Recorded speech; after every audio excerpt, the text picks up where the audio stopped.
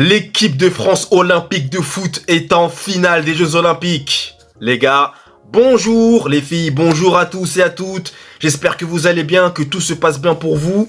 Moi, en tout cas, ça va super. Donc, avant de commencer la vidéo, n'hésitez pas à vous abonner, à liker, à partager, à commenter. Vous connaissez la chanson. Donc, aujourd'hui, on va débriefer ensemble le match entre l'équipe de France et l'Égypte, le dernier demi-finale des Jeux Olympiques avec la belle victoire des Bleus de Thierry Henry. Mais les gars, que ce fut dur, les mecs. Ça a été très compliqué, donc on perd pas de temps et on attaque le débrief. Et déjà, les gars, je vais commencer par parler de Adrien Truffert, que j'ai beaucoup aimé dans ce match.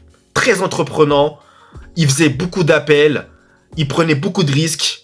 Offensivement, il était très intéressant à voir. Donc déjà, je tiens à dire bravo à ce joueur-là, que je ne connaissais pas.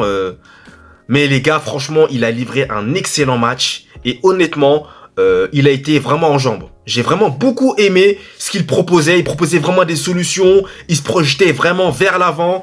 Il faisait vraiment des passes très intéressantes. Il essayait vraiment de trouver le décalage parfait.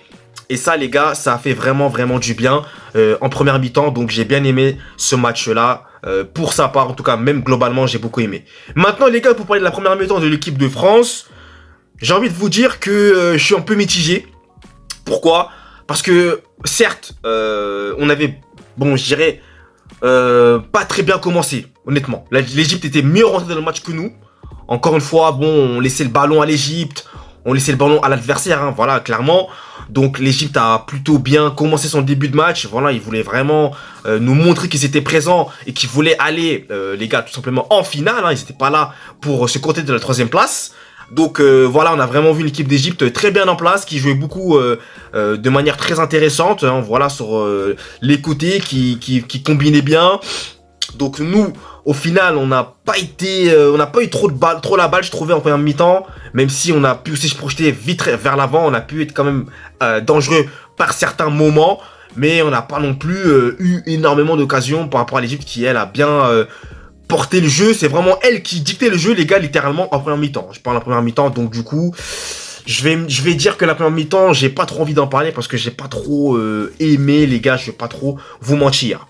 Mais à partir de la deuxième mi-temps, je crois que dans les vestiaires, Thierry Henry a dû leur tirer les oreilles, voilà, entre guillemets. Et en deuxième mi-temps, les gars, ils sont rentrés avec de nouvelles intentions et ça, j'ai beaucoup apprécié. Clairement, là, on commençait à avoir une nouvelle équipe de France qui dominait, qui avait la possession du ballon et qui vraiment était très entreprenante devant les buts. Et les gars, c'est à partir de ce moment-là que les premiers couacs, eh bien, vont arriver. Je vais parler d'abord de Alexandre Lacazette. Alexandre Lacazette.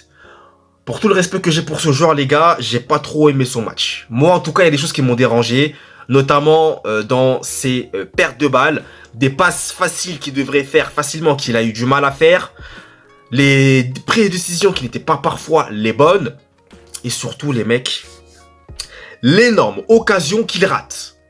Alors là, les gars, cette occasion-là, franchement, il a tout le temps d'armer sa frappe. Précipitation. Comme on dit souvent, ne pas confondre précipitation et vitesse.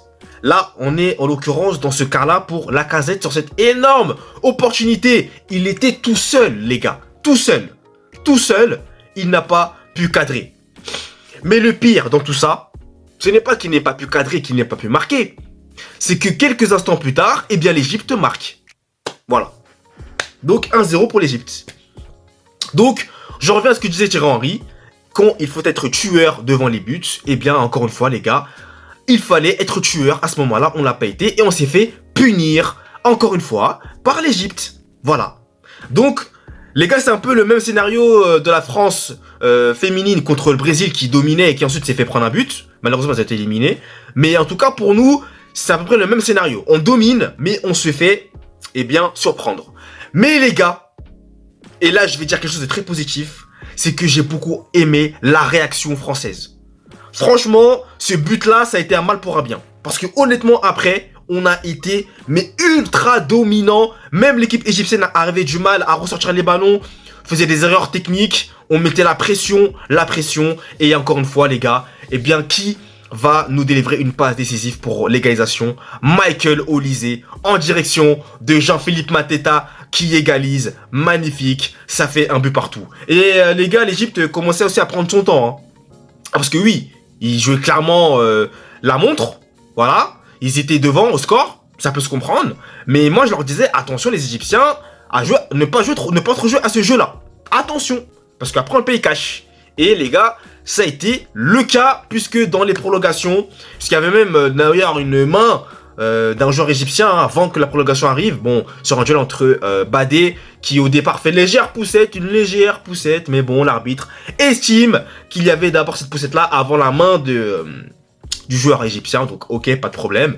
Mais après, les gars, eh bien, prolongation, déjà, première chose à dire, c'est que les Égyptiens joueront à 10, puisque le joueur, je ne sais plus comment il s'appelle exactement, eh bien, avait pris, les gars, un deuxième carton jaune. Donc, du coup, les Égyptiens jouaient à 10. Et à partir de ce moment-là, bah, on a poursuivi, hein. Même s'ils étaient à 11, les gars, on a quand même continué sur notre lancée.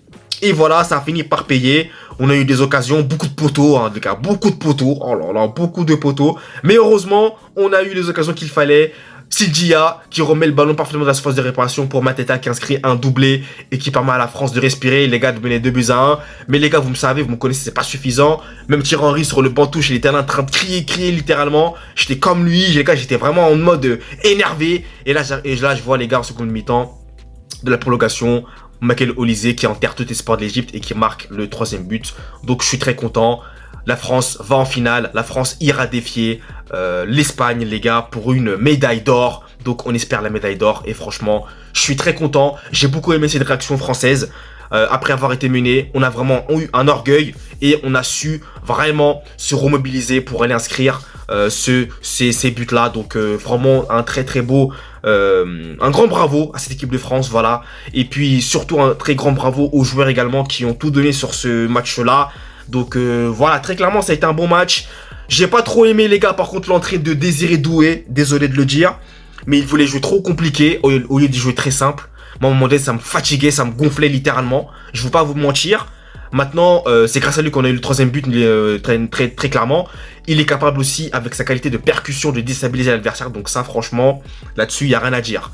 À Kliouche, je suis un peu mitigé aussi, parce que des fois, il faisait des passes compliquées, mais c'était pas mal aussi. Donc, on va dire, voilà, je suis un peu mitigé. Loukeba, match de patron.